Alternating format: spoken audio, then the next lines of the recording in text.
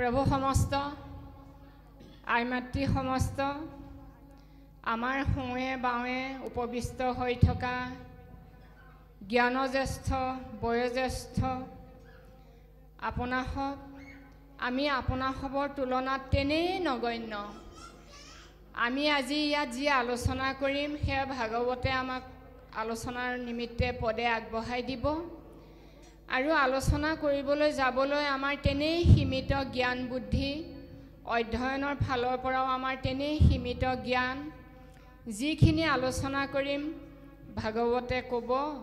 আৰু আমি আপোনালোকৰ দৰে বহু বছৰ খুব ভাল শ্ৰোতা হৈ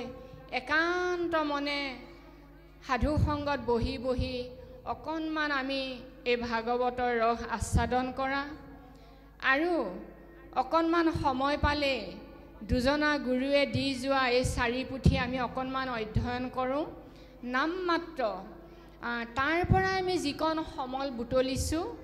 আৰু আপোনালোকৰ দৰে এনেকৈ শ্ৰোতা হৈ থাকি যিকণ সমল বুটলিছোঁ তাৰে পৰাইহে আমি উলিয়াবলৈ চেষ্টা কৰিম আৰু বহুত বেছি আমি কিবা নোৱাৰিম। গতিকে আপোনাসৱে প্ৰশ্ন কৰিলেও আমাক পাঠভিত্তিক প্ৰশ্ন কৰিব, আমি আলোচনা কৰিম আৰু এতিয়া আমি পাঠৰ মাজলৈ যাম। আপোনাসৱৰ কৃপাই আপোনাসৱৰ নিচিনা একান্ত শুদ্ধ গুৰুজনাৰ সেৱক আমি আপোনালোকৰ পদ্মমুখবিলাক আৰু চৰণ দৰ্শন কৰিবলৈ পোৱা বুলি নিজকে ভাগ্য বুলি ভাবিছোঁ প্ৰভু সমস্ত। এতিয়া কথা হ'ল ভাগৱত শ্ৰৱণ কীৰ্তন আমি কৰিয়ে আছোঁ, কৰিয়ে থাকিম। অন্য পুথিবিলাক আমি ইমান আলোচ বা অধ্যয়ন বা আমাৰ এনেকৈ আলোচনা নহয়। ভাগৱত কিয় হয়? ভাগৱত কিয় হয় আপোনাসৱে জানে যে নানা ঋষি নানা মত বা ব্যাসৰ যি 17 পুৰাণ নানা শ্ৰুতি স্মৃতি মহাভাৰতকে আদি কৰি গীতাকে আদি কৰি যিমানবিলাক সৃষ্টি আছিল এই সমস্ত সৃষ্টিবিলাকে বিভ্ৰান্তিৰ সৃষ্টি কৰিলে সমাজত আৰু ব্যাস নিজেও মতিছন্ন হ'ল। তেতিয়া ব্যাসে যেতিয়া মনৰ স্থিতি হেৰুৱাই মতিছন্ন হৈ উগুল থুগুল হৈ বদৰিকা আশ্ৰমত ছাতি ফুটি কৰি আছিল, বিদ্বান ব্যাসক চিকিৎসা কৰিবলৈ নাৰদ আহিছে। নাৰদে কি লৈ আহিছে? বাণী। কি বাণী? এই ভাগৱতৰ বাণী। আৰু এই ভাগৱতৰ বাণী যি ব্যাসক দিলে আৰু এই ব্যাসে তেতিয়া ভাগৱত কৰিলে আৰু নাৰদে কৈছে মোৰ উপদেশে কৰা ভাগৱত শাস্ত্ৰ শ্ৰৱণ কীৰ্তন কৰোক নিঃশেষ। শ্ৰৱণ কীৰ্তনতে তাৰমানে নিঃশেষ কৰিব দিছে। ইয়াত কোনো পূজা পাৰ্বণ অন্য নানা যজ্ঞ শ্ৰাদ্ধ পিণ্ড স্নান দান ইত্যাদি একো ইয়াত যাতে ঠাই নাপায় পূৰ্বৰ তোমাৰ সৃষ্টিবিলাকৰ দৰে মাত্ৰ শ্ৰৱণ কীৰ্তনত নিঃশেষ কৰা আৰু গুচক তোমাৰ মনৰ মহাক্লেশ। গতিকে ব্যাসৰ মনৰ মহাক্লেশবিলাক যদি ভাগৱতে দূৰ কৰিব পাৰে আমাৰ নোৱাৰিব কিয়? কথা হ'ল আমি যেনেকে শুনিব লাগে যেনেকে কীৰ্তন কৰিব লাগে তেনেকে কৰিব লাগিব। কীৰ্তন গালে নহ'ব, কীৰ্তনৰ মাজত সোমাই কীৰ্তনবিলাকে কি বুজাব খুজিছে, কীৰ্তনে কি কৈছে তাৰ মাজত যেতিয়া আমি বিভোৰ হৈ নাযাম কীৰ্তন গাই গাই এশলুটি দিলেও কীৰ্তনে আমাক ক্ৰিয়া নকৰিব। ভাগৱত শুনিবলৈ আহি আমি যদি অন্য গ্ৰাম্য কথাই চিন্তা কৰি ইয়াতে বহি থাকিম ভাগৱতে কি কৈছে আমি যদি লৈ যাব নোৱাৰিম ভাগৱত শুনি থাকিলেও আমাৰ কামত নাহিব। যেনে আমি আইগৰাকীক কৈছোঁ যে আই মোক খুব পানী খাবৰ প্ৰয়োজন হৈছে, পিয়াহ লাগিছে, এগিলাচ পানী দিয়কচোন মোক। আয়ে কথাটো শুনিলে, শুনি পিনি কিন্তু আয়ে উপলব্ধি কৰা নাই আই পানী এগিলাচ খুব প্ৰয়োজন পানী পিয়াহ লাগিছে কাৰণে আমাক পানী গিলাচ খুজিছে এই বুলি আই উপলব্ধি কৰি মোক যদি পানী গিলাচ আনি নিদিয়ে মই যদি খাবলৈ নাপাওঁ আয়ে মোৰ কথাষা শুনি জানো কিবা লাভ হ'ব গতিকে কথাটো তেনেকুৱা আমি ভাগৱত যেতিয়া শুনিছিলোঁ য'ত য'ত গৈছিলোঁ আমাৰ জিলা শাখাৰ মহেশ মহন্ত বা খুব সুন্দৰ ব্যাখ্যাকাৰ গোটেই অসম ঘূৰি ফুৰে আমাৰ জিলাত আমি প্ৰথম বাপগৰাকীক পাইছোঁ বাপে যেতিয়া ভাগৱত আমাক ব্যাখ্যা কৰি শুনায় শিৰোনামাটো কয় আৰু খুব ধুনীয়াকৈ শুনো ঘৰত গৈ সেই অধ্যায়টো নিজেই আকৌ পঢ়ি তাৰ অৰ্থটো নোলোৱালৈকে ভাল নালাগে আমি ক'ব বিচৰা নাই যে আমি খুব ভাল এজন শ্ৰোতা বুলি কিন্তু শ্ৰোতা হ'লেহে বক্তা হ'ব পাৰে এই তৃতীয় স্কন্ধত কপিল প্ৰভুৱে আই দেৱহূতিকো কৈছে যে আই মা শ্ৰোতা হ'লেহে বক্তা হ'ব পাৰিবা বক্তা পালে শুনিবা শ্ৰোতা পালে তুমি ক'বা ঠিক আমিও প্ৰতিগৰাকী এনেকুৱা হ'ব লাগে আমাৰ আজি সূৰ্যটোৱে পোহৰ দি আছে ইয়াত 100টা হাজাৰটা লাইট জ্বলালেও আমি এই লাইটৰ পোহৰ অনুভৱ কৰিব নোৱাৰিম কিয় আকাশত সূৰ্য উদিত হৈ আছে এই সূৰ্য যেতিয়া অস্ত যাব লেম্প চাকি পোহৰত আমি পঢ়িছিলোঁ নহয়নে এতিয়াহে ইমান সুবিধা গতিকে লেম্প চাকি পোহৰতো আমি পঢ়া শুনা কৰা আমাৰ দাদা বাইদেউবিলাক এতিয়া ডাঙৰ ডাঙৰ অফিচাৰ ডাঙৰ ডাঙৰ পদত অধিষ্ঠিত হৈ আমাৰ দেশ শাসন কৰি আছে ৰাজ্য শাসন কৰি আছে হয়নে ঠিক তেনেকৈ আমিবিলাকে এই ভাগৱত শুনি এই নাম কীৰ্তন শুনি এই বৰগীত শুনি আয়ত্ত কৰি আমিও একোটা একোটা লেম্প চাকিৰ দৰে পোহৰ দিব পাৰিব লাগে আপোনাৰ পৰা কোনোবাই কিবা এখন শিকিব বিচাৰিলে যেনেকৈ কপিল প্ৰভু সূৰ্য সদৃশ আৰু আই দেৱহূতিয়ে এই যিখিনি জ্ঞান বুটলিছে আমিও তেনেকৈ জ্ঞান বুটলি যায় এটা এটা সৰু সৰু লেম্প চাকিৰ দৰে এখন এখন পৰিয়ালত আমি প্ৰতিগৰাকী আই পোহৰাই তুলিব লাগিব তাকে যেনিবা ভালকৈ অধ্যয়ন কৰিব নোৱাৰিলেও আজি ইয়াত আমি যেনেকৈ শুনিছোঁ কাইলৈ তাত যেনেকৈ শুনিম আকৌ অন্য দিনা যেনেকৈ শুনিম শুনি শুনিয়ে আমি এটা এটা লেম্প চাকি হ'ব লাগিব কেলৈ নিজৰ জীৱনটো উত্তৰণ কৰি মোৰ পৰিয়ালটো মোৰ সতি সন্ততিকেইটা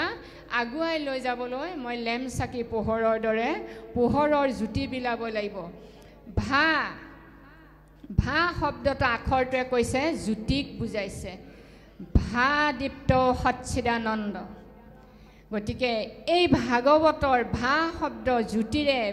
এই ভাগৱতৰ আলোকময় জ্যোতিৰে আমাৰ অজ্ঞান অবিদ্যাই আৱৰি থকা অন্তৰবিলাক ভক্তিৰ অংকুশ গজাব লাগিব আৰু সেই ভক্তি পৰিয়াল পৰিজনক দি সমাজলৈ দেশলৈ আমি বিলাই দিব লাগিব প্ৰতিগৰাকী আয়ে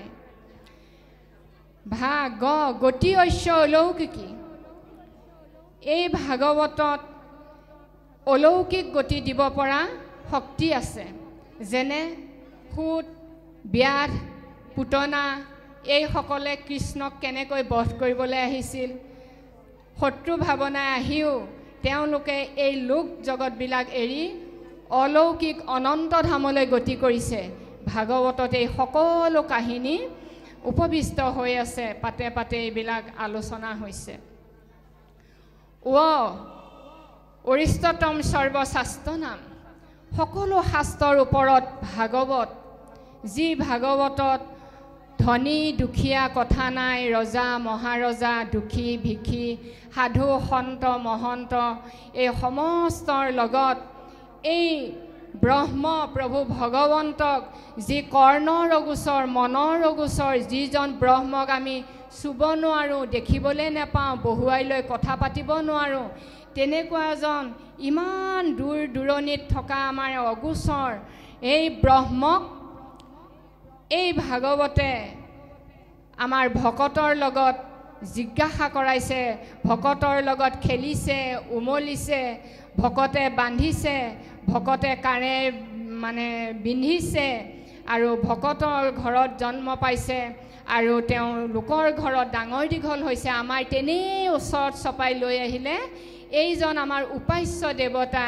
উপাসনাৰ ভগৱান কৰি ব্ৰহ্ম কৃষ্ণক তেনেই আমাৰ কাষলৈ লৈ আহিলে তৰিভ ভবাৰ নৰে আমি যেনেকৈ নদ নদী বিল সাগৰ পাৰ হ'বৰ কাৰণে এখন এখন আমাক জাহাজ বা নাও বা এডাল এখন দলং বা এডাল সাঁকো লাগে আমি পাৰ হৈ তৰণ হৈ যাবলৈ গতিকে ঠিক তেনেকৈ আমাৰ এই আয়াজাত কৰি থকা এই জীৱটো কিমান জন্ম জন্ম আমি ক'ত কেনেকৈ থাকি এইবাৰ আমি মনুষ্য জন্ম পাইছোঁ এই মনুষ্য জন্মটোত আমি এই ভগৱন্ত কেনেকুৱা ক'ত পাওঁ আমি এই জিজ্ঞাসা কৰিব লাগিব মোৰ দেহত ভগৱন্ত ক'ত আছে কেনেকৈ আছে ক'ত পাম এই কথাখিনি গোটেই ভাগৱতে দিছে গতিকে ভাগৱত শাস্ত্ৰই আমাক জীৱ কল্যাণ কৰি আমি এই ভৱসাগৰখন এই সংসাৰ সমুদ্ৰ পাৰ হৈ য'ৰ পৰা আহিছোঁ তলৈ গুচি যাব পৰাকৈ আমাক ভাগৱতে বিধান দিছে আৰু এই কথাখিনিকে আজি কপিল প্ৰভুৱে নিজৰ মাতৃ আই দেৱহূতিক ভক্তি যোগ ভক্তি জ্ঞান সাংখ্য যোগৰ জ্ঞান জীৱৰ তামসিক গতি এই গোটেই কথাখিনি কৈ কৈ কৈ কৈ আই দেৱহূতিক যেনেকৈ জীৱন মুক্তি দিলে আই দেৱহূতিক প্ৰতিনিধিত্ব কৰি আমাৰ মুক্তিৰ কাৰণে এয়া ভাগৱত শাস্ত্ৰ গতিকে এতিয়া এই ভাগৱততে এই তৃতীয় স্কন্ধৰ যি কপিল প্ৰভুৰ মা দেউতা কৰ্দম মুনি আৰু আই দেৱহূতি গাভৰু কালৰ পৰা কেনেকৈ হৰিভক্তি কৰা পৰায়ণ আছিল আমি ইতিপূৰ্বে পাই আহিছোঁ আগৰ অধ্যায়বিলাকত আৰু কৰ্দম মুনি কেনেকুৱা সাধু সন্ত মহন্ত আছিল ইতিমধ্যে অধ্যায়বিলাকত কৈ অহা হৈছে তাৰপিছত আই দেৱহূতি গৰ্ভত যেতিয়া কপিল প্ৰভু স্থিতি হৈছিলে তেতিয়া ব্ৰহ্মাই আহি যেনেকৈ কাৰাগাৰত থাকোঁতে আই দৈৱকীক কৈছিলে যে এইয়া তোমাৰ অষ্টম পুত্ৰ আহিছে এইবাৰ তোমালোকৰ কোনো ভয় নাই যিখিনি দিহা পৰামৰ্শ দিছিলে ঠিক তেনেকৈ এই কপিল প্ৰভু ভগৱন্তৰ অংশে আহিছে দেৱহূতি আই গৰ্ভত থাকোঁতেই ব্ৰহ্মাই কৈ গৈছেহি যে তোমাৰ গৰ্ভত প্ৰভু ভগৱন্ত অংশজাত হৈ আহিছে তেওঁ এনেকুৱা হ'ব তেনেকুৱা হ'ব গোটেই গতিখিনি কৈ গৈছে আৰু কৈ যোৱাৰ পিছত আই দেৱহূতিয়ে বাট চাই আছে তেওঁ সন্তানটি কেতিয়া ডাঙৰ হ'ব ব্ৰহ্মাই আহি কৈ যোৱা কথাখিনি তেওঁ কেতিয়া তেওঁ লক্ষণত ফুটি উঠিব আৰু ব্ৰহ্মাই আহি কৈ যোৱা সেই সাধু সন্তানটি সঁচাকৈ যদি তেওঁ কোৱাৰ দৰে হয় মই তেওঁৰ পৰাই গোটেই ভক্তি জ্ঞান লৈ মই যেন প্ৰভু ভগৱন্তক ভক্তি কৰি মোৰ জীৱন ধন্য কৰিব পাৰোঁ বুলি বাট চাই আছে আৰু যিহেতু ব্ৰহ্মাই কোৱা ধৰণে তেওঁ সন্তানটি তেওঁ লক্ষণবিলাক ফুটি উঠিলে দেখিলে জানিলে তেতিয়া তেওঁ নিজৰ পুত্ৰক সকলো নজনা কথা সুধি সুধি জানি তেওঁ এতিয়া পাইছেহি যে ভক্তি যুগৰ শ্ৰেষ্ঠতা কেনেকৈ ভক্তি কৰিলে কোনবিলাক ত্যাগ কৰিলে কোনবিলাক ধৰিলে শ্ৰেষ্ঠ ভকতি হ'ব এই কথাখিনি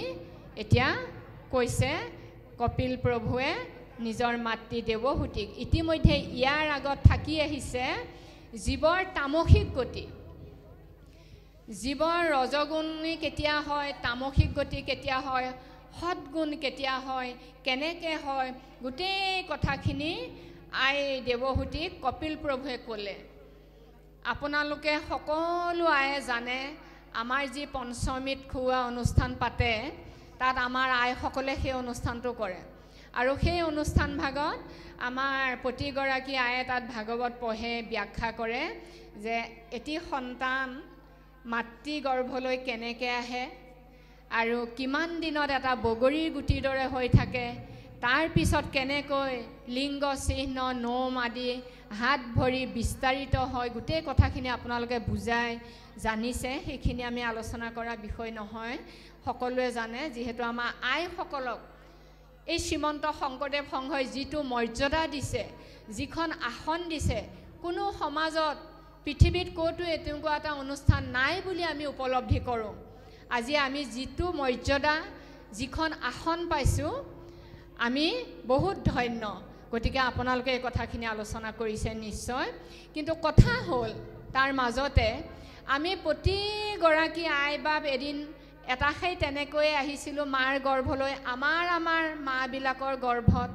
আৰু আমি এটা এটা সৰু শিশু হৈ মানৱ শিশু হৈ জন্ম পাইছিলোঁ। আৰু আমি যেতিয়া মানৱ শিশু হৈ আমি প্ৰতিগৰাকী আই বাপ মাৰ গৰ্ভত আছিলোঁ, তেতিয়া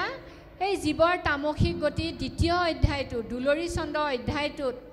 গৰ্ভস্থ সন্তানটোৱে যিখিনি ভগৱন্তৰ চৰণত কাকুতি মিনতি কৰিছে, যিখিনি প্ৰাৰ্থনা নিবেদন কৰিছে, যিখিনি পূৰ্বজন্মৰ কথা স্মৰণ কৰিছে, সেই শিশুটোৱে যে কৰিছে আমি এইটো ভাবিলে আমি একো লৈ যাব নোৱাৰিম। আপুনি মই আমি সকলোৱে কৰিছিলোঁ, আৰু তাতে তেতিয়া কান্দিছিলোঁ, অ' পূৰ্ব কৰ্ম বশে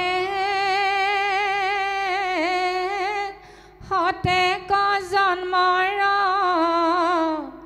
লভিয়া মনে স্মৰণ নাহি সুখ শান্তি দীৰ্ঘ কৰিয়াতি অ' ফুকাৰয় ঘনে ঘন।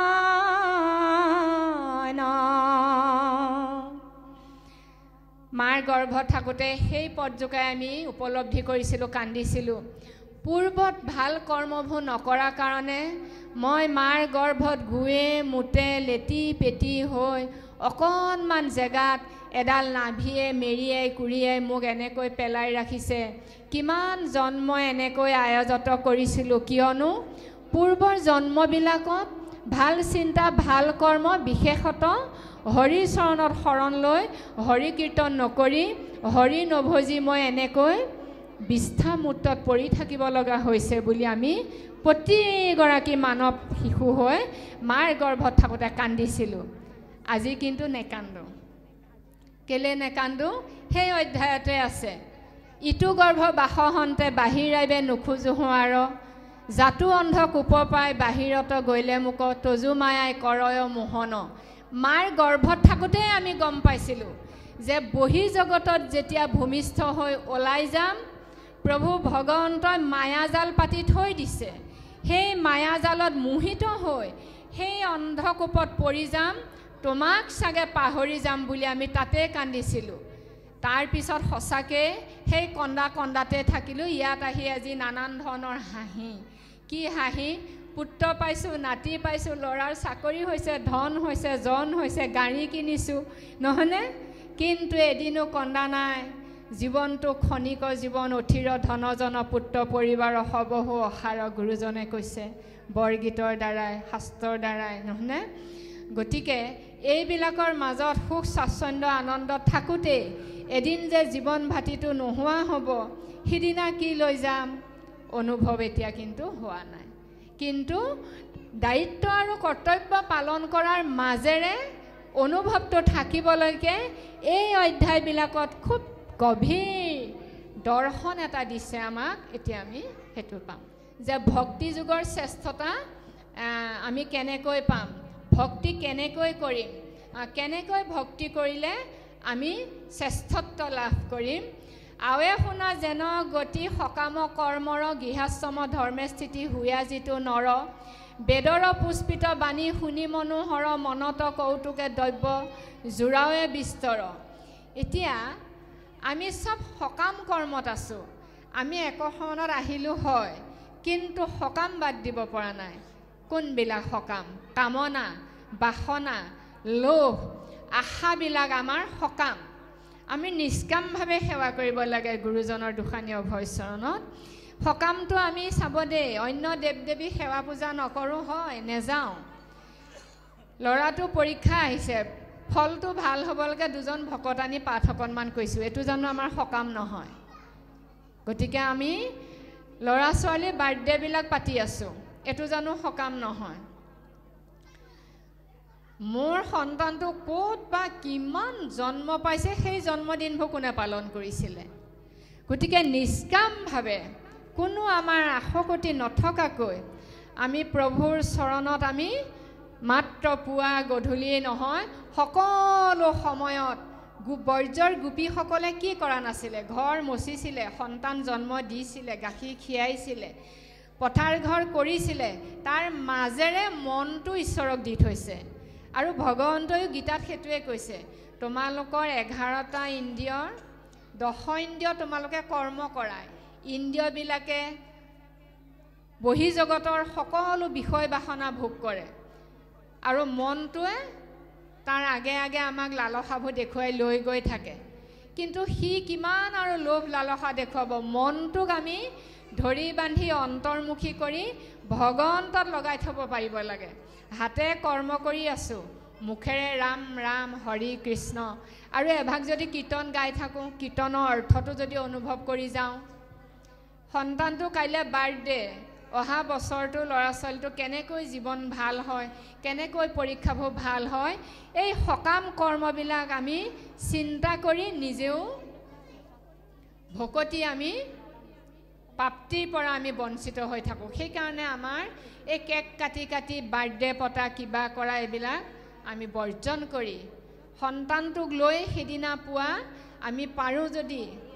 আহা আজি তোমাৰ জন্মদিন, সদায় আমি নাম গাওঁ, আপোনাৰ সবেও গাই চাগে, আমি সদায় ঈশ্বৰ চৰণত নাম গাওঁ। পুৱা গধূলি গুৰু সেৱা কৰিলে নহ'ব, নাম এই ভাগৱত মন্থন কৰি মহাপুৰুষ কৃপালু গুৰু দুজনাই সৰ্বশাস্ত্ৰৰ পৃথিৱীত যিমান ধৰ্মশাস্ত্ৰ আছে সমস্ত ধৰ্মশাস্ত্ৰ মন্থন কৰি নামঘোষা দি গৈছে মহাপুৰুষ মাধৱদেৱে।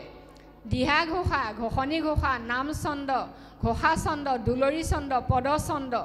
তাত কিমান ৰসে পৰিপূৰ্ণ। আৰু কীৰ্তন মহাপুৰুষ কৃপালু গুৰুজনাই ভাগৱত সমুদ্ৰ মন্থন কৰি কীৰ্তন পুথি আমাৰ উপাসনাৰ গীত হিচাপে দি গৈছে। গতিকে আপোনালোকেতো সদায় কীৰ্তনবিলাক গায়, আৰু আপোনাৰ মোৰ সন্তানৰ যিদিনা জন্মদিন, সন্তানটোক বহুৱাই লৈ মই সদায় গাই আছোঁ, আজি তুমি আহা, তুমি ভগৱন্তৰ চৰণত মোৰ লগতে প্ৰসংগ ভাগ কৰা আৰু ভগৱন্তৰ চৰণত সেৱা জনোৱা বুলি আমি তেওঁলোকক টানি আজুৰি আনিব লাগিব।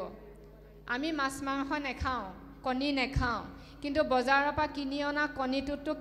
এই কেকবিলাক বনাই কণী থাকে, গতিকে সেইবিলাক আমি খোৱা হয় নে নহয় বাৰু। গতিকে ল'ৰা ছোৱালীক আমি সকলো ফালৰ পৰা আমি সংস্কাৰ কৰি কৰি অনা দায়িত্বটো কাৰ? আমাৰ প্ৰতিগৰাকী মাৰ, নহয় জানো। গতিকে এনেদৰে আমি নিষ্কাম ভকতি কৰিব লাগিব। গৃহাশ্ৰম গুৰুজনে কৈছে তুমি সন্ন্যাসী হ'ব নালাগে, তুমি গৃহ সন্ন্যাসী হোৱা। গৃহখনত সমস্ত কৰ্ম কৰি তাৰ মাজেৰে যেতিয়া পুৱা গধূলি গুৰু সেৱা কৰোঁ, পুৱা গধূলি নাই কোনোবা এটা সন্ধ্যা যিহেতু ঘৰত নাম কীৰ্তন কৰোঁ, এগৰাকী আই বা ভকত আহিলে আমি তেওঁলোকক চৰণ পখালি আমি তেওঁলোকক যথাসাধ্য সেৱা ভক্তি কৰোঁ। এয়াই আমাৰ গৃহাশ্ৰম ধৰ্ম, আৰু আমি বিশেষ একো কৰিব নালাগে। এই প্ৰক্ৰিয়াবিলাক আমাৰ সন্তানবোৰে যেতিয়া দেখি থাকিব, আপোনাৰ মোৰ মৃত্যুৰ পিছত এনেকৈ আমাৰ সংসাৰবোৰ গৃহস্থীবোৰ ধৰ্ম প্ৰৱৰ্তি থাকিব, নহয়নে? তাৰপিছত কৈছে আৰম্ভয় যজ্ঞ পাছে নানা পশু মাৰি দেৱ পিতৃ যজ্ঞক পূজয় অহংকাৰী কৰয় সংকল্প বোলে পাইবু স্বৰ্গপুৰ অপেশ্বৰা সমেকিয়া কৰিবু প্ৰচুৰ। আৰু এই সকাম কৰ্মত এইবিলাক কৰ্ম কৰে, আমিতো নকৰোঁ। তেওঁলোকে যজ্ঞ কৰে, পশু মাৰে, আৰু তেওঁলোকে সেই যজ্ঞত আহুতি দিয়ে নানা ফল বাঞ্ছা কৰি, আৰু পিতৃগণক পূজা পাৰ্বণ কৰে, আমি নকৰোঁ। এই সকাম ভক্তি আমাৰ ভকতৰ কাৰণে নহয়, এয়া জ্ঞান মাৰ্গৰ আৰু কৰ্ম মাৰ্গৰ সকলৰ। গতিকে পশু নিধন কৰি যিসকলে যজ্ঞ কৰিছে, পূজা কৰিছে, এইবিলাকক অহংকাৰী বুলি কৈছে। আৰু এইসকলক সংকল্প বিকল্প তেওঁলোকৰ ঢেৰ। আমি দেখিছোঁ আমাৰ আপাৰত কাৰোবাৰ গৃহস্থিত কিবা অপায়মংগল হ'লে একেবাৰে চূড়ান্ত পৰ্যায়ৰ ভগৱন্তৰ চৰণত প্ৰাৰ্থনা নিবেদন কৰে, এভাগ ভাওনা দিম। আমি মাজুলী জীয়ৰী আপোনাসবে জানে আমাৰ মাজুলী বা গোটেই আপাৰত এভাগ ভাওনা আগবঢ়ায় কিমান টকা যাব চিন্তা নকৰে কিমান দানী বলি ভকত নহয়নে কিন্তু আমি লোৱাৰত দেখিছোঁ মই যিখিনি পৰিৱেশত আছোঁ য'ত বোৱাৰী জীৱন অতিবাহিত হৈছে অকণমান অসুখ অশান্তি হ'লে এই অহাবা পূজাত পাঠা এটা বলি দিম বুলি আগবঢ়ায় আৰু এইটো টানি টানি নিয়ে সেইটো কি হ'ল সংকল্প ধৰ্ম চুক্তি থাকিল মোৰ সন্তানটো বেমাৰ হৈছে আৰু প্ৰাপ্য বস্তুটো পোৱা নাই দুৰ্গা পূজাত পাঠা এটা বলি দিম ভগৱন্তই বা দুৰ্গা মা বুলি মানে মাতৃয়ে সন্তানৰ তেজ খায় নেকি নেখায় কেতিয়াও নেখায় নহয়নে গতিকে নাজানি এই কৰ্মভোগ কোনোবাই কৰিছে কৰক আমি নকৰোঁ এইবিলাক আমাৰ মাৰ্গ নহয় কৰ্ম মাৰ্গ ভক্তি মাৰ্গ জ্ঞান মাৰ্গ আমি কোনটো মাৰ্গত আহিলোঁ ভক্তি মাৰ্গৰ কথাখিনি ওলাবগৈ এতিয়া গতিকে পুত্ৰ ভৈলে পিণ্ড দিবাক লাগে বাপৰ মূৰ পিণ্ডদান হৈ ভজিলে ঈশ্বৰ এই কথাটো এতিয়া মানুহবিলাকে নেজানে ভাগৱত হয়তো পঢ়ে নে নপঢ়ে নেজানো পিতৃ পিণ্ড সন্তানে দিব লাগিব কিন্তু সেইটো শ্ৰাদ্ধ কৰি পিণ্ড কৰি জীৱবধ কৰি নহয় জীৱবধ হয়েই আপোনালোকে জানেনে পিতৃ মাতৃ শ্ৰাদ্ধত জীৱবধ কৰে কিয় ভোজ ভাতটো খুৱাই যে নকওঁ এতিয়া অত্যাচাৰ তাত জীৱবধ হয় গতিকে সেইবিলাক কৰ্ম যাতে বন্ধ হয় আৰু মানুহে যাতে উপলব্ধি কৰে যে ভগৱন্তৰ ওচৰত আমি যেতিয়া যাৰ পুত্ৰ সবেয়ত হৰিত শৰণলৈ হৰি গুণ গায় শুদ্ধভাৱে দধি দুগ্ধ ঘিত মধু নদীৰ জলক পিয়া পিতৃগণে পিতিক পাওঁৱে নামঘোষাত আমাৰ মহাপুৰুষ মাধৱদেৱে লিখিলে আমাৰ গুৰুজনে লিখিলে সেয়া ভাগৱতত পুত্ৰ ভৈলে পিণ্ড দিবাক লাগে বাপৰ মূৰ পিণ্ডদান হৈ ভজিলে ঈশ্বৰ ভজনা কৰিলেই যদি পিতৃ মাতৃ পিণ্ড হয় তেতিয়াহ'লে অন্য জীৱ জন্তু মাৰি সমাজ এখনক কিয় খুৱাব লাগে কিয় খাব লাগে সমস্ত ভূততে আছো মই হৰি সবাকো জানিবা তুমি মানিবা তুমি বিষ্ণু বুদ্ধি কৰি গতিকে জীৱ হিংসা জীৱবধ কৰাভো অহংকাৰী লোকৰ কৰ্ম সেয়া পিতৃগণেও একো কৃতাৰ্থ নহয় যাৰ পুত্ৰ কন্যা নাতি পুতি বোৱাৰী সমস্তবিলাকে হৰিচৰণত শৰণ লৈ ভকত মাতি আনি সজ্জন মাতি আনি তেওঁবিলাকৰ লগত হৰি গুণ কীৰ্তন কৰিব তেতিয়া আমাৰ মৃত আই বাপ সকলৰ পিতৃ মাতৃসকলে নদীৰ পানী যেনেকৈ কোনেও খাই শেষ কৰিব নোৱাৰে তেনেকৈ অমৃতৰ ধাৰা বৈ যাব বুলি শাস্ত্ৰই কৈছে নহয়নে গতিকে এইখিনি সকাম আমাৰ ভকতৰ নাই এহিমতে কামে আহি হুয়া বিমোহিত সকামে কৰয় নানা কৰ্ম বিপৰীত ধৰ্ম অৰ্থ কামে আতি কৰয় যতন কৃষ্ণ কথা অমিতে বিমুখ সৰ্বক্ষণ আৰু সেই মাৰ্গত উপবিষ্ট হৈ থকা সমস্তজনক ভাগৱতে কৈছে তেওঁলোক সকামী তেওঁলোকৰ কামনা বাসনা লোভ লালসাত তেওঁলোক বিভোৰ হৈ থাকে তেওঁলোকে ভকতি কোনোদিন কৰিব নোৱাৰে মাত্ৰ সেইবিলাক আচৰণ কৰি থাকিব পাৰিব আৰু তেওঁলোকে অৰ্থ কামনাহে থাকে ধৰ্ম অৰ্থ কাম মুখ্য তেওঁলোকৰ নহয় তেওঁলোকৰ সংকল্প কি এইটো কৰিলে মই এইখিনি পাম স্বৰ্গত যাব পাৰিম অপেশ্বৰীবিলাকৰ লগত থাকিব পাৰিম কিন্তু এইটো কথা নাজানে স্বৰ্গ সুখখন তেকিয়া আমাৰ গুৰুজনে আমাৰ পূৰ্বপুৰুষসকলৰ বা সৰহ সংখ্যক এতিয়াও মনুষ্য অকল স্বৰ্গ কামনা স্বৰ্গ কথা কয় কিন্তু আমাৰ দুজনা গুৰুৱে স্বৰ্গ আমাৰ শেষ লক্ষ্য নহয় এই কথাটো বুজাবলৈ পাতে পাতে আমাক ভক্তি ধৰ্মৰ জ্ঞান দিলে যে আমি বৈকুণ্ঠৰ পৰা আহিছোঁ আমি অমৃতস্য সন্তান আমি য'ৰ পৰা আহিছোঁ তলৈ যাব লাগিব তালৈকে যাবলৈ হ'লে আমি ভকতি কৰিব লাগিব মনুষ্য জন্ম লভিবাৰ ফল হৰিৰ কীৰ্তন মাত্ৰ হৰিৰ কীৰ্তন কৰি মহাসুখে হৈয়ে ভকতিৰ পাত্ৰ গতিকে আমি প্ৰতিগৰাকী একোটা একোটা ভকতিৰ পাত্ৰ হ'ব লাগিব। ভকতিৰ পাত্ৰটো হ'বলৈ কি কৰিব লাগিব? হৰি কীৰ্তন। কেৱল হৰি কীৰ্তনেহে আমাক ভকতিৰ পাত্ৰ কৰিব। আৰু ভকতিৰ পাত্ৰ হ'বলৈ হ'লে আমাৰ গুৰুজনে কৈছে, যেতিয়ালৈকে দুৰাচাৰ মনটো সদাচাৰ নহয় তেতিয়ালৈকে গাব লাগিব, দুৰাচাৰ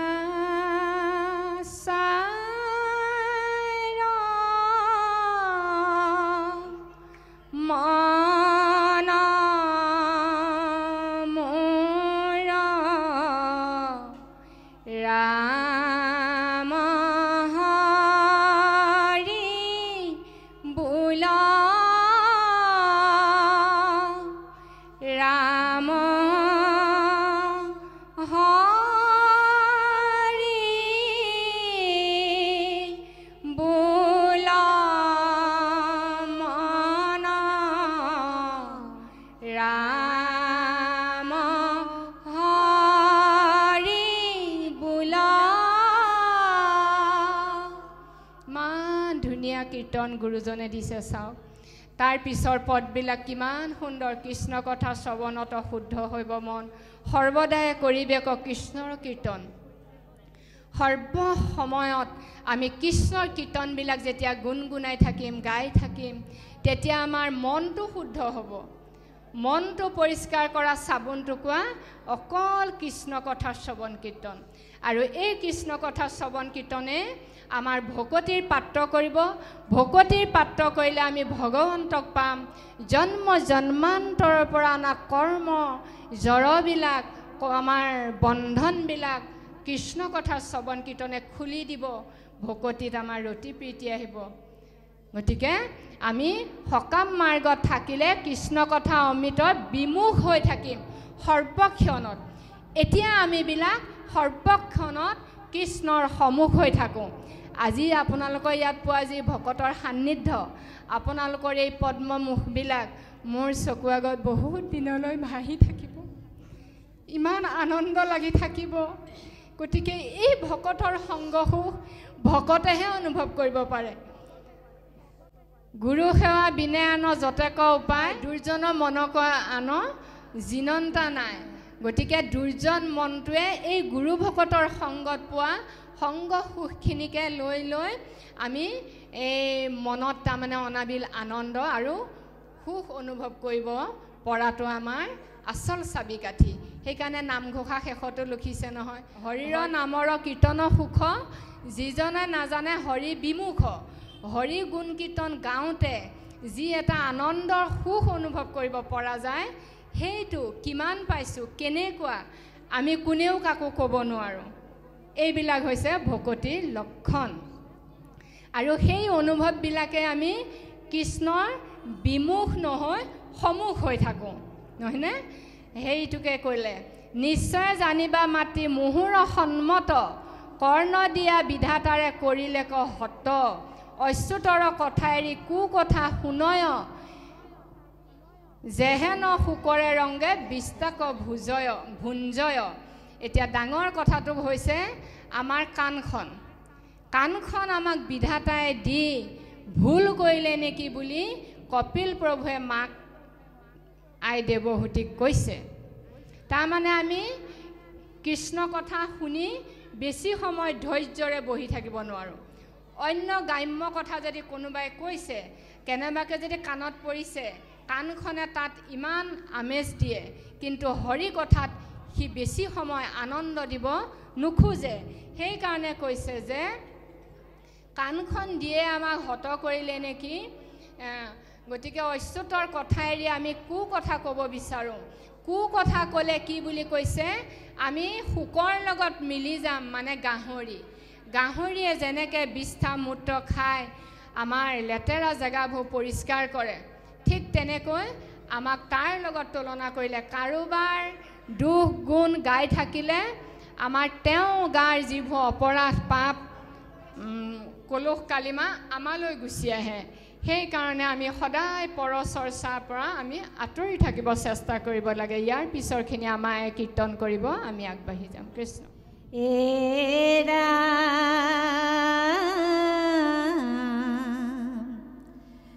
আছে সিটো পাপীৰ ছয়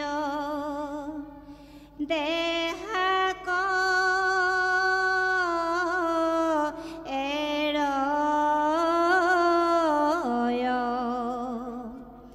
পৰম আনন্দেৰ স্বৰ্গ পুৰক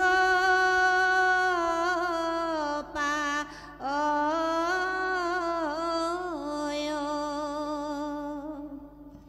হে ৰাম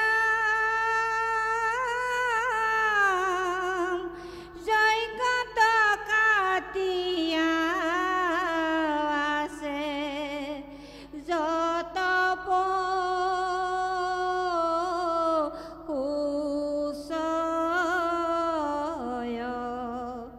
পথতে সম্বে আহি সৌভদীতি বেৰ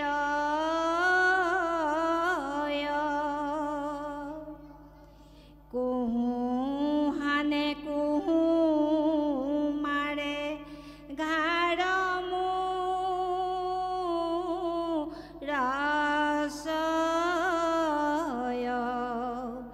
কুঠাৰ ধৰিয়া কতো হৃদয়ে হানয় এই মতে কতো কাল গুঞ্জি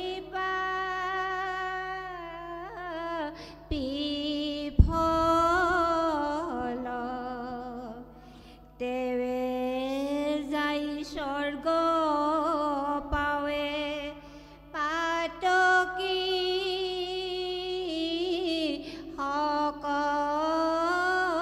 সকল এৰাম বিমানত চৰি ৰংগে ফুৰে কি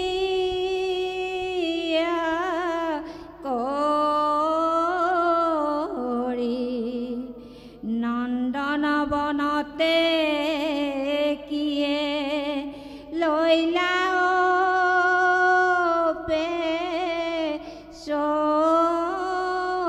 চৰি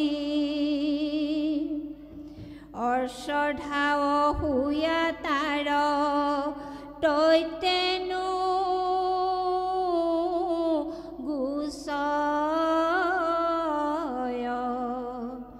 প্ৰতিদিনে দিব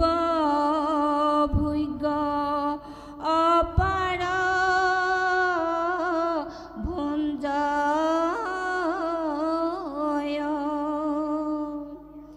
তথাপিতো মনে তাৰ সুখ নিমিলয় দেখে বিমানৰ হন্তে অন্যতে পৰয় কতো দিন পৰে তাৰ বিমান কম্পয় পুণ্য ক্ষয় হৈল হেন তে সম্বে জানয় স্বৰ্গ খন্তেকীয়া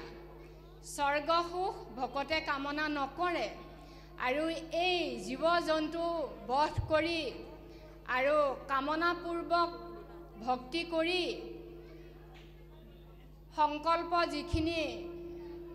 স্বৰ্গ পাইব বুলি যিখিনি কৰ্ম কৰে যিখিনি জীৱই গতিকে সেইবিলাকৰ কথা ইয়াত কৈ গ'ল যে তেওঁলোকে এই কৰ্মবিলাক কৰি এই পূজা পাৰ্বণ কৰি এই যজ্ঞ কৰি এই জীৱহিংসা কৰি যেতিয়া তেওঁলোকে দেহান্তৰ হ'ব তেতিয়া তেওঁলোকে স্বৰ্গলৈ যাব আৰু স্বৰ্গত গৈ তেওঁলোকে দেৱতাবিলাকৰ লগত দিব্যভোগ খাবলৈ পাব অপেশ্বৰা সকলকো পাব কিন্তু অকণমান পুণ্য যে লৈ যাব সেই পুণ্যকণ শেষ হ'লে কৃষ্ণ গতিকে তেওঁলোকক স্বৰ্গৰ অপেশ্বৰাবিলাকে দেৱতাবিলাকে ধক্কা মাৰি বোলে আকৌ নৰকলৈ পেলাই দিব আৰু নৰকত আহি তেওঁলোকৰ কি গতি হ'ব সেই পাপী দুৰাচাৰবিলাকৰ সেয়া বৰ্ণনা দিছে যে বিমানৰ পৰা স্বৰ্গৰ পৰা তেওঁলোকক ধক্কা মাৰি পেলাই দিব সেই অহংকাৰী দুৰাচাৰবিলাকক গুচে হবে সম্পত্তি পৰয় যেতিক্ষণে আৰু তেওঁলোকে ইহজন্ম থাকোঁতে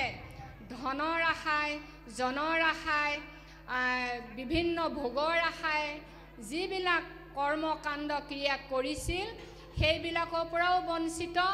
স্বৰ্গৰ পৰাও বঞ্চিত তেওঁলোক একোটা একোটা পাপী জীৱ হৈ নৰকত বাস কৰিব লাগিব গতিকে এই ভকত সমস্তই সেই কৰ্মখিনি নকৰাকৈ অপৰাশ হৈ তৰিব পাৰিব কেনেকৈ আমাৰ মাতৃসকলৰ দ্বাৰাই একগোটি বৈষ্ণৱ যদি হয় বংশত 21 পুৰুষতাৰ উদ্ধাৰ কৰয় সেই একগোটি বৈষ্ণৱ পুত্ৰ আমাৰ আই মাতৃসকলে জন্ম দিছুনে নাই আৰু বৈষ্ণৱ পুত্ৰ যেতিয়া এই ধৰাধাম এৰি বৈকুণ্ঠলৈ যাব তেতিয়া আপুনি মই আমিবোৰ যদি ক'বাত কীট পতংগ হৈ আছো বা আমাৰ কৰ্মফলে আমি যদি স্বৰ্গত আছো তেতিয়া আমাৰ বৈষ্ণৱ পুত্ৰ যাওঁতে বিমানখন ৰৈ যাব ৰ'ব আৰু বৈষ্ণৱ পুত্ৰৰ কাৰণে আমাৰ 21 পুৰুষ এয়া প্ৰহ্লাদৰ অধ্যায়ত আপোনালোকে জানিয়ে কীৰ্তনবিলাক গাইছে ভাগৱততো প্ৰহ্লাদ চৰিত্ৰ নিশ্চয় শুনিছে তাত নিসিংহ প্ৰভুৱে প্ৰহ্লাদক যিখিনি জ্ঞান দিছে যিখিনি কথা কৈছে যে 21 পুৰুষ এৰি অহা পিছৰ 21 পুৰুষ আহিব এৰি অহা 7 পুৰুষ ভৱিষ্যতৰ 7 পুৰুষ বৰ্তমানৰ 7 পুৰুষ 21 পুৰুষ উদ্ধাৰ হ'ব একগোটি মাত্ৰ বৈষ্ণৱ পুত্ৰৰ কাৰণে আমিবিলাক নহমনে গতিকে কপিল প্ৰভুৰ দৰে যদি সন্তান জন্ম দিব আমি পাৰোঁ আমি বনাব পাৰোঁ তেতিয়াহ'লে স্বৰ্গত থকা এই মৰ্ত্যত থকা কীট পতংগ হৈ থকা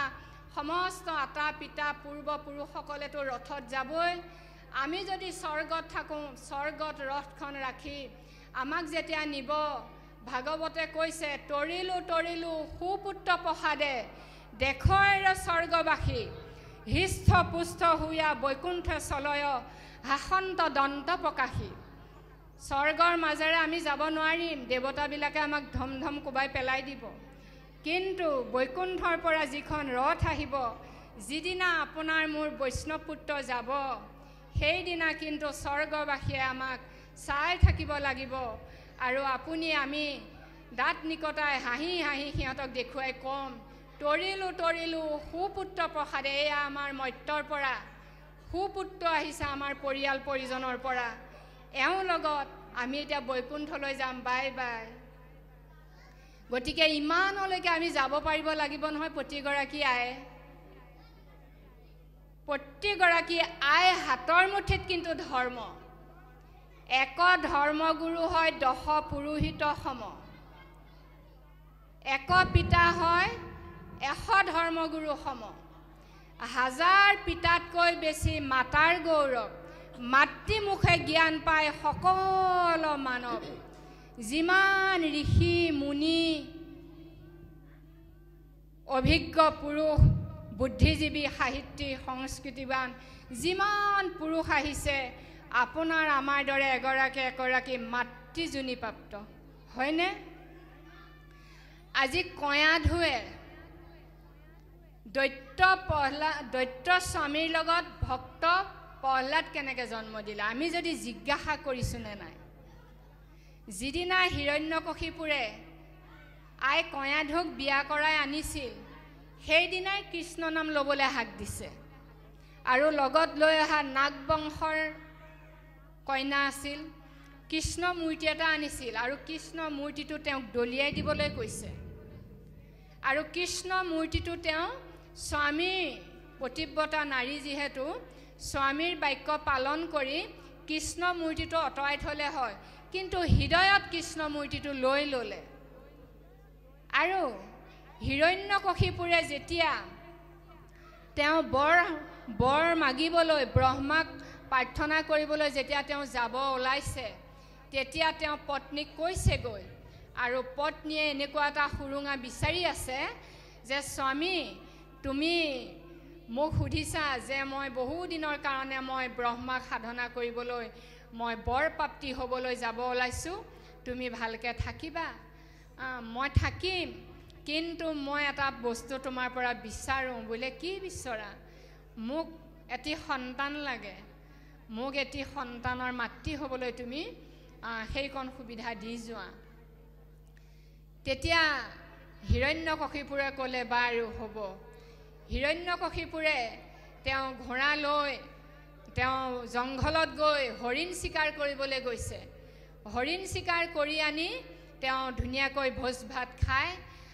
তেওঁ পত্নীক এটি সন্তান সম্ভৱা হোৱাৰ পৰ্যায়লৈ তেওঁ যাব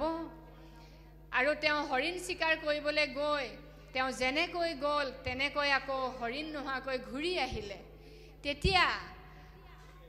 আয়ে সুধিলে কয়া ধুৱে যে স্বামী ৰাতি তেওঁ সুধিছে বিচনাত আপুনি যে আজি কৈছিলে মই চিকাৰত যাম হৰিণ মাৰি আনিম হৰিণৰ মঙহেৰে আমি এসাঁজ খাম তাৰ পিছত তোমাক মই সন্তান এটি দিম কি হ'ল মইচোন হৰিণৰ মাংস খাবলৈকে নাপালোঁ তেতিয়া ক'লে যে মই যিখন হাবিত জংঘলত মই হৰিণ চিকাৰ কৰিবলৈ গৈছিলোঁ সেই জংঘলত সোমোৱা দুৱাৰ মুখত ৰাস্তাটোত এজন ঋষিয়ে ৰাম ৰাম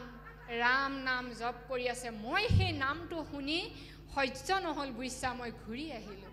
তাৰমানে ভগৱান শত্ৰু আপোনালোকে জানে কিয় শত্ৰু সেই কাহিনী আমি পাতনি নেমেলোঁ আপোনালোকে সেয়াও জানে তেতিয়া কয়া ধুৱে ইমান ধুনীয়া এটা সুযোগ মানে সন্ধানত আছিল আৰু সেই সুবিধাকণ গ্ৰহণ কৰিলে যেতিয়া তেওঁ মাতৃ হ'বলৈ গৈ আছে স্বামীৰ সৈতে সেই মুহূৰ্তত তেতিয়া তেওঁ বাৰে বাৰে অকৰা ভাও ধৰি সোধে স্বামী তুমি যে গৈছিলা কি দেখিলা কি কৈছিলা শব্দটো মই পাহৰিলোঁ আকৌ কোৱাচোন তেতিয়া কয় হে ৰাম ৰাম ৰাম আকৌ অকণমান সময় থাকে আকৌ সোধে স্বামী তুমি কি দেখিছিলা কি আছিলে শব্দটো বোলে ৰাম ৰাম গতিকে ৰাম নামৰ মহিমাই এক নামে যতক পাপ সংঘিতে পাৰে ততেক পাপ এজন পাতকীয়ে কৰিতেই নপাৰে গতিকে ৰাম ৰাম শব্দটো দৈত্য স্বামী হিৰণ্যকশিপুৰক কিমান বাৰ বোলালে বোলাই পিনি তেওঁ এগৰাকী মাতৃত্ব হোৱাৰ নিমিত্তে আগবাঢ়ি গৈ তেওঁ মাতৃত্ব হ'বলৈ সক্ষম হ'ল সেই হিৰণ্যকশিপুৰৰ বীৰ্য সন্তান প্ৰহ্লাদে ৰামত ৰমণ কৰি আৰু তেওঁ ভক্ত সাধু সন্তান জন্ম দিলে আপোনালোকে জানে এনেদৰে আমিবিলাকে সন্তান জন্ম দিব নোৱাৰিলোঁ নিশ্চয় নোৱাৰিলোঁ বহুগৰাকীয়ে নোৱাৰিলোঁ কিন্তু আমি এতিয়া পাৰিব লাগিব আমাৰ বোৱাৰীবিলাক আমাৰ কণ কণ উঠি অহা জীয়ৰীবিলাক আপোনালোকে ক'ব লাগিব আজি 1 ঘণ্টাৰ কাৰণে তোমালোকে কিতাপ জপাই থোৱাচোন ল'ৰা সন্তানকটোকো আনক কন্যাজনীকো আনক আপোনালোকে এই অধ্যায়বিলাক পঢ়ি শুনাওক আপোনালোকৰ নাতিবিলাকে ছোৱালীবিলাকে এই জ্ঞানবিলাক লৈ আমাক প্ৰহ্লাদ সদৃশ সন্তান জন্ম দিব আজি আমাৰ সমাজত যিমানবিলাক ধৰ্ষণজনিত দুৰ্ঘটনা হৈ আছে এই গোটেই সন্তানবিলাক আপোনাৰ মোৰ দৰে মাবিলাকে জন্ম দিছে এই মাতৃবিলাকৰ মুখে যদি সমস্ত মানৱ জাতিয়ে জ্ঞান পায় তেতিয়াহ'লে আমি মাবিলাক বেয়া আমি মাবিলাকে উপযুক্ত সন্তান জন্ম দিবও জনা নাই শিক্ষা দিবও জনা নাই একাডেমিক শিক্ষায়ে ডক্টৰ ইঞ্জিনিয়াৰ হৈছে হয় মানসিকভাৱে ঘৰত কাম কৰা বাইজনীক ভাল চকুৱে চাব জনা নাই হয় নহয় সেই শিক্ষাটো আমি দিব জনা নাই আমাৰ ল'ৰা ছোৱালীক আমি সৰুতে কোৱা নাই বাপা তুমি যেতিয়া ডাঙৰ হ'বা মোৰ দৰে মা যিমান দেখিবা মোৰ বয়সৰ মানুহ মোৰ দৰে ওৱনি বাৱনি লোৱা বোৱাৰীবিলাকক মা বুলিয়ে জ্ঞান কৰিবা তোমাতকৈ বয়সত যিমান ডাঙৰ বাবিলাক দেখিবা বা বুলি জ্ঞান কৰিবা তোমাতকৈ সৰু ছোৱালীবিলাক সকলোকে ভণ্টি বুলি জ্ঞান কৰিবা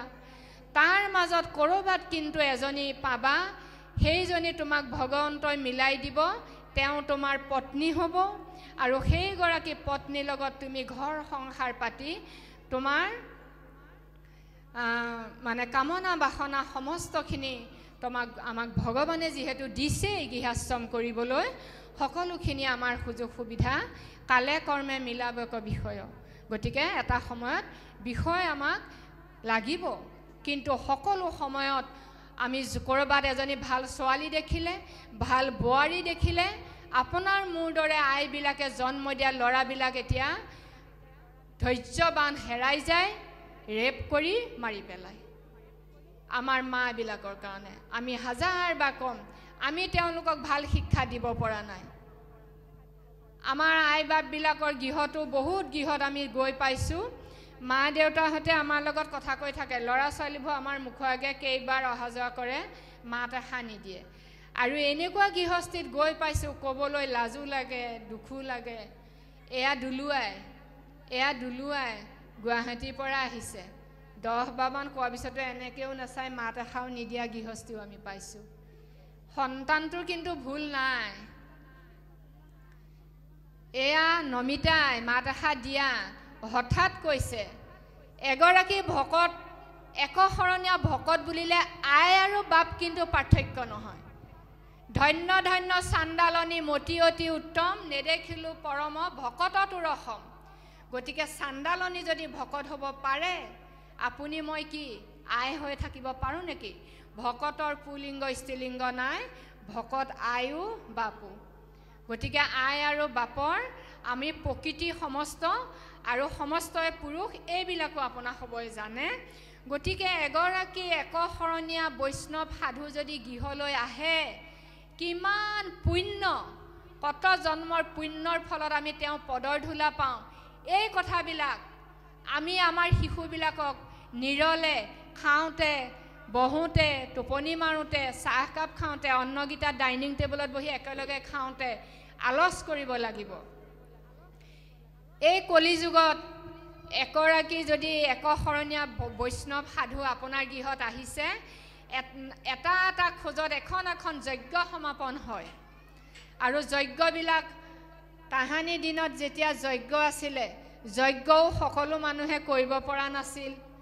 আমাৰ অসমৰ ৰজা ভগদত্তই কৰিব পৰা নাছিল ভগদত্ত কৰ্তলীয়া ৰজা আছিল যুধিষ্ঠিৰক ভাৰ ভেটি কৰ দিবগে লগীয়া হৈছিল যজ্ঞ কোনে কৰিব পাৰিছিল যিসকল চক্ৰৱৰ্তী ৰজা যিসকলে যজ্ঞ কৰিছিল যজ্ঞলৈ অহা প্ৰতিগৰাকী নিমন্ত্ৰিত অতিথিক সোণে ধনে টকাই পইচাই মানে ভাৰ ভেটি কাপোৰ কানি মেট মৰা বোজা এটা হেকু জেকুকৈ নিব পৰাকৈ দিব লাগে তাৰ পিছত এজনী খুব সুন্দৰ ক্ষিয়তি গায় ধেনু দিব লাগিছিল গতিকে সেই যজ্ঞ সকলোৱে কৰিব পৰা নাছিল হৰিচন্দ্ৰই কৰিছিল দশৰথে কৰিছিল ৰজা যুধিষ্ঠিৰে কৰিছিল এনেকৈ কৰিছিল প্ৰতাপী ৰজা সমস্তই গতিকে সেই যজ্ঞবিলাক বাষ্পেয় যজ্ঞ ৰাজসূয় যজ্ঞ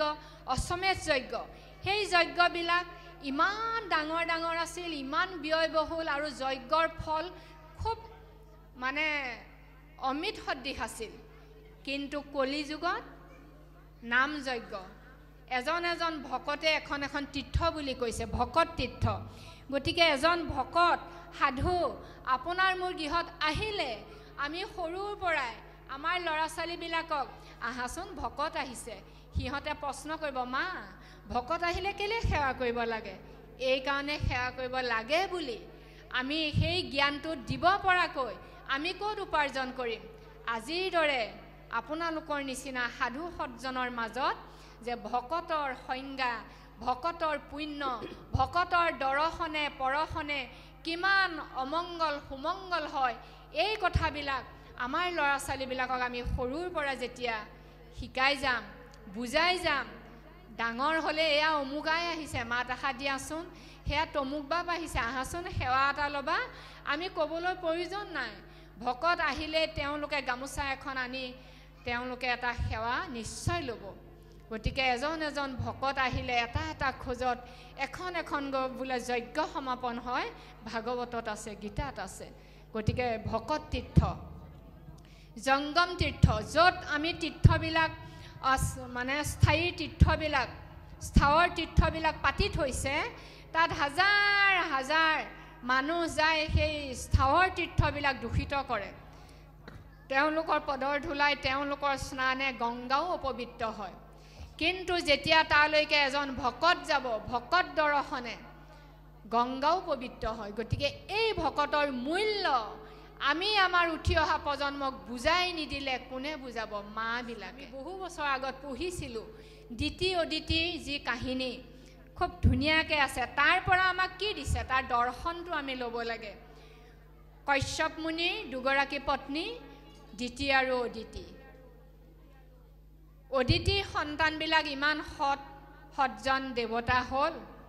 আৰু যি অদিতিয়ে বামন ৰূপী ভগৱন্তক জন্ম দিব পাৰিলে দিতিয়ে কিয় নোৱাৰিলে দিতিৰ সন্তান কিয় হ'ল হিৰণ্যকশিপু হিৰণ্যাক্ষ অসুৰবিলাক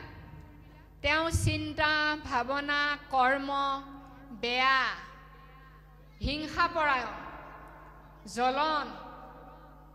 আসুৰিক প্ৰবৃত্তি সেইকাৰণে এতিয়াও আমাৰ দেশ জগতত কলিকিত দোষবিলাক আছেনে নাই আমি জুখিবলৈ একো যন্ত্ৰ নাই কেনেকৈ জুখিম ভাগৱতৰ বাক্যৰে কপট নিন্দা হিংসা ঠাট্টা ঘৃণা ভয় শোক তাপ আদি তামস বৃত্তি ছয় পাপৰ পথক মন যায় চলি তেখনে আহি পাইলে জানিবা কলি আমি প্ৰতিগৰাকী আয়ে জুখিব লাগিব নিজক বা বাপবিলাকো সাৰি নাযাব কাৰণ আমি সব প্ৰকৃতি সৃষ্টিখন বোৱাই নিবৰ নিমিত্তেহে আই বাপ ভগৱন্তৰ সৃষ্টি গতিকে মোৰ দেহত কপট নিন্দা ঘৃণা হিংসা ঠাট্টা বিদ্ৰোহ কাৰোবাক শত্ৰু আচৰণ কৰা কাৰোবাক ঠাট্টা কৰা কাৰোবাক নিন্দা কৰা কাৰোবাক ঘৃণা বাক্য কোৱা এই স্বভাৱবোৰ আছে নেকি নিজে নিজে জুখিব লাগিব আৰু সামান্য কথাতে শোক তাপ অকণমান কথাতে ঠেনকৈ কান্দো নে কি সামান্য কথাতে বৰ দুখ কৰোঁ নে কি যদি এই প্ৰবৃত্তিবোৰ মোৰ দেহত আছে দুখ তাপ এইবোৰ তামস বৃত্তি ছয় গতিকে এই চিন্তাবিলাকে এই ভাৱনাবিলাকে আমাক কলুষিত কৰিব এইবোৰ পাপ চিন্তা বুলি কৈছে আৰু যদি এইবিলাক আছে তেতিয়াহ'লে আমি নিজে নিজে গম পাম মই কলিৰ ভাণ্ড হৈ আছোঁ আকৌ কলিৰ যেতিয়া বাসস্থান বিচাৰিলে কলিক থাকিবলৈ ঠাইবিলাক দিওঁতে আকৌ নাৰী দেহো দিলে গতিকে প্ৰতিগৰাকী আয়ে জানিব লাগিব মই কলিৰ বাসস্থান নহয় মই সতীৰ বাসস্থান হওঁ নহয়নে গতিকে কপট নিন্দা হিংসা ঠাট্টা ঘৃণা ভয় নিন্দা এই প্ৰবৃত্তিবোৰ আমাৰ দেহত যদি আছে নিজে নিজে এইবিলাকক বিদায় দিব পৰাকৈ আমি সমলবিলাক নিজে গোটাব লাগিব শোক তাপ আদি তামস বৃত্তি ছয় এই পাপ চিন্তাবিলাক বাদ দি আমি নিজক উন্মুক্ত কৰিব লাগিব ভক্তিৰ দিশেৰে গতিকে এই স্বৰ্গৰ কামনা বাসনা আমাৰ হৃদয়ত নাই আৰু অন্য স্বাৰ্থ পিণ্ড এইবিলাক জীৱ হিংসা কৰি স্বৰ্গত নেযায় আমি ভকতি মাৰ্গত আছোঁ একান্ত ভকতিভাৱে কৰিয়া যতন মই ঈশ্বৰত মাত্ৰ পঢ়িলোঁ শৰণ আমি সমস্তজনে ঈশ্বৰ চৰণত শৰণ পঢ়িলোঁ আৰু হৃদয় কমলত হৰি অৱস্থান বুলি আমি জানিলোঁ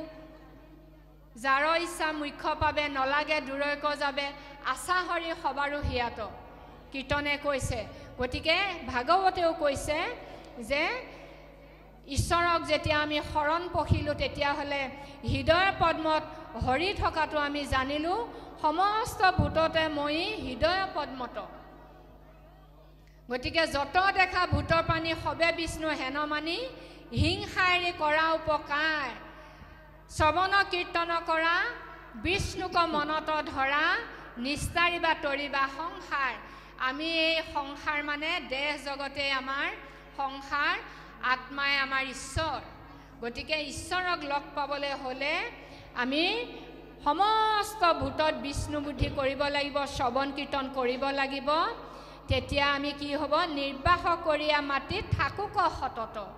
কপিল প্ৰভুৱে আই দেৱহতী কৈছে এনেদৰে তুমি জীৱন নিৰ্বাহ কৰা গতিকে আমাক কৈছে আই দেৱহূতিক প্ৰতিনিধিত্ব কৰি। তাৰ পিছত ক'লে হেনয় মুহূৰ্ত যিটো ভকতি কৰয় অল্পতে তাহাৰ জ্ঞান ভকতি জন্ময় তেবে সবে জগতকে দেখে মায়াময় অনায়াসে গয়া মোক স্বৰূপক পাৱয়। গতিকে এনেমতে যেতিয়া আমি চিন্তা কৰিম ভকতি কৰিম তেতিয়া আমি প্ৰভুৰ এই জগতখন মায়াৰ ৰচনা মাত্ৰ। বৈকুণ্ঠ পৰায়ণত অধ্যায়ত যেতিয়া প্ৰভু ভগৱন্ত বৈকুণ্ঠত যাব ওলাইছে উদ্ধৱে যেতিয়া কান্দি কাটি কাকুতি মিনতি কৰি তেওঁক প্ৰাৰ্থনা জনাইছে বিভিন্ন আলাপ আলোচনা হৈছে